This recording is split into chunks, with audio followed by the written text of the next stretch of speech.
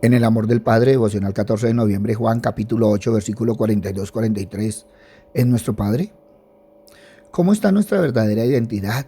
En medio de falta de amor en el corazón. Muchos dicen creer en Dios, creer en Cristo, hasta hablan de amor, pero no entiende que amar va más allá del puro sentimiento romántico, cariñoso, abarcando actitud de entrega, sacrificio, compromiso, siendo el amor la forma en que nos acercamos a Dios y a los que nos rodean, experimentando la presencia y la gracia divina.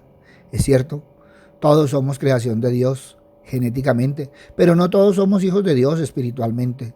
Todo se da por la inconsistencia en el testimonio.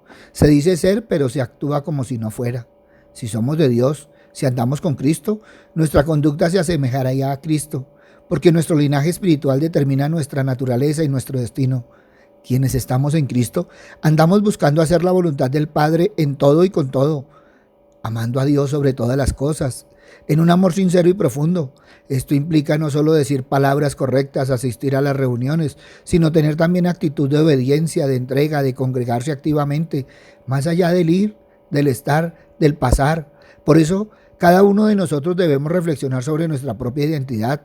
Si en todo estamos reflejando la paternidad divina, si la estamos reflejando en nuestras relaciones con el prójimo, si amamos, guiamos, cuidamos, perdonamos a los que están o se cruzan a nuestro alrededor, con el mismo amor incondicional que recibimos de Dios y de Cristo Jesús, siendo el mejor reflejo del amor y cuidado divino en el mundo. Todo porque el amor divino transforma el corazón, guiándonos a amar a los demás con la misma devoción incondicional.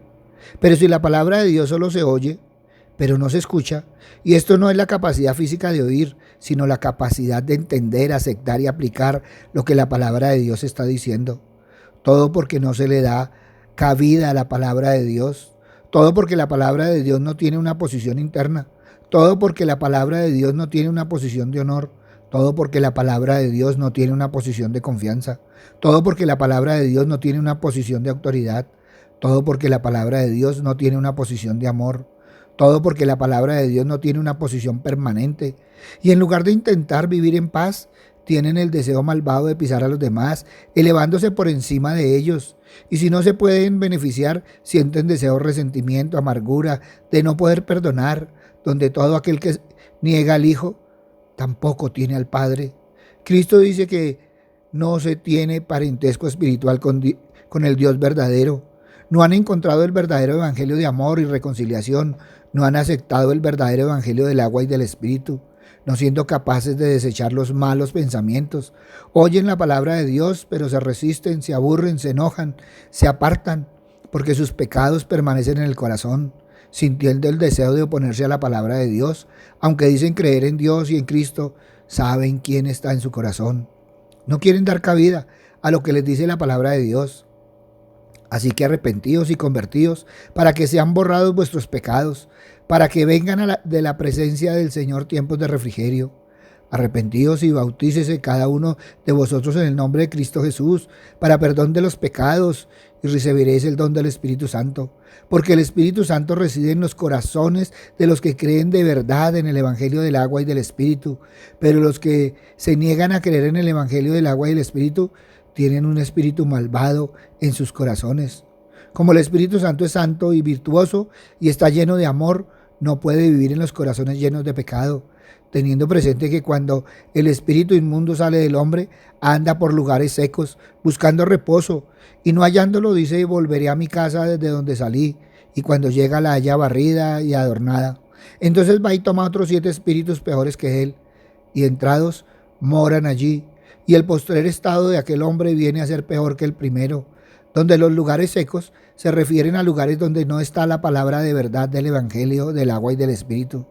Si el corazón está lleno del Evangelio, del agua y del Espíritu, el enemigo no puede vivir en él. Tengamos presente que si no estamos con Cristo, estamos contra Cristo.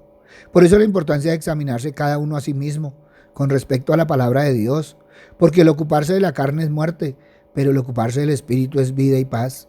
Por eso Cristo nos dice que si queremos seguirle, primero es necesario negarnos a nosotros mismos, cargar con la cruz de Él y seguirle. Porque de lo contrario, se sigue satisfaciendo los deseos carnales, arraigando a las propias creencias, hábitos, costumbres que impiden escuchar la palabra de Dios, siendo necesario dejar ir las creencias preconcebidas para crecer y desarrollar el conocimiento espiritual en una verdadera comprensión de la palabra de Dios, que lleva no solo retener la información, sino aplicarla en nuestra vida. Porque la verdadera escucha va más allá de oír, implica abrir la mente y el corazón, reconociendo la verdad, permitiendo que el amor y la sabiduría divina entre a nuestra vida, donde cada palabra se convierte en semilla de crecimiento espiritual. No pasemos por alto que en este pasaje Cristo nos habla de Padre, no en sentido biológico, sino se refiere a aquellos que influyen en nuestra vida, a tal punto que llegamos a actuar de acuerdo a sus deseos y características. Si estamos influenciados espiritualmente por Cristo en el caminar diario o no, si estamos abiertos o cerrados a la revelación de Dios. Recuerda, el pecado te aparta de la Biblia o la Biblia te aparta del pecado.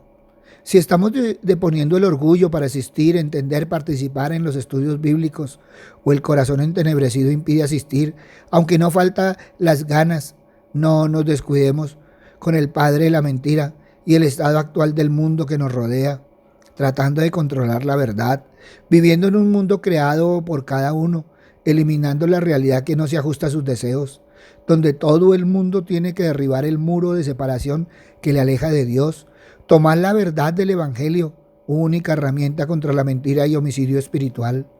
La palabra de Dios, entendida y aplicada, es el único antídoto contra la mentira y el mal. Y al prometer y comprometer vivir en la verdad, se está abierto a comprender el mundo tal y como es, aceptando la responsabilidad que se tiene ante el mundo. Y no solo se va a escuchar el Evangelio del agua y el Espíritu, sino que toda la palabra de Dios se convierte en punto de referencia de la vida cotidiana, de la fe que se profesa. Por eso la palabra de Dios nos desafía a ubicarnos en uno de los dos grupos de personas que existen en el mundo: el que dice que cree y vive la palabra de Dios, y el que dice que cree y no vive la palabra de Dios, o que no cree bajo ninguna circunstancia. Los que permanecemos en la palabra de Dios, siendo verdaderos discípulos de Cristo, conociendo la verdad y siendo libres por la palabra de Dios, o los simpatizantes que, unidos a los que no creen, no escuchan, que siguen influenciados prestando oídos al mundo, viviendo acorde a los deseos del mundo, o más grave, viviendo en el mundo de lunes a sábado, pero el domingo yendo al templo. Ten presente que en el cruce de caminos, nuestra elección diaria define nuestra esencia. Por eso es necesario mirar qué influencias guían el caminar diario, quién influye en nuestras decisiones. ¿Se está viviendo en la verdad que nos libera o estamos cediendo a las mentiras que atan? Esto define claramente quién es nuestro Padre. Esto define si realmente nuestra elección diaria es seguir el camino de la verdad, el camino de Dios, que es seguir a Cristo Jesús, aceptando la verdad del Evangelio y rechazando la influencia negativa. Ante esto evalúa hoy: ¿es nuestro Padre? Papito Dios, gracias, Señor Padre misericordioso. No solo, Señor, por la exhortación, sino también, Padre misericordioso, por la enseñanza. Gracias, Padre bueno, porque cada día nos pones, Señor, en el sitio. Cada día, Padre misericordioso, nos pones realmente a evaluar dónde estamos parados y a quién estamos siguiendo. Papito Dios, gracias, Señor, porque cada día nos recuerdas que estamos en el mundo, pero no somos del mundo. Por eso, Padre bueno, y te alabamos, te bendecimos, te glorificamos y te damos gracias, Padre amado, por todo lo que vienes haciendo en nosotros, con nosotros y por nosotros. Papito Dios, gracias, Señor, porque cada día podemos definir realmente quiénes somos, qué identidad tenemos y a quién realmente pertenecemos. Por eso, Padre bueno, gracias, Padre amado, en el nombre de Cristo Jesús, para gloria y alabanza tuya. Amén y amén. Buenos días para todos. Les habló el pastor Walter Bernal de la Iglesia Su Gloria en mi Bogotá. Un abrazo, muchas bendiciones y evalúa hoy: ¿es nuestro Padre? Si esta palabra tocó tu corazón, compártela. Muchos necesitan evaluar: ¿es nuestro Padre? Si necesitas palabra, ve a nuestra página web, Su Gloria en mi Bogotá, o ve a nuestras redes sociales. En ellas encontrarás palabra del Señor. Buen día.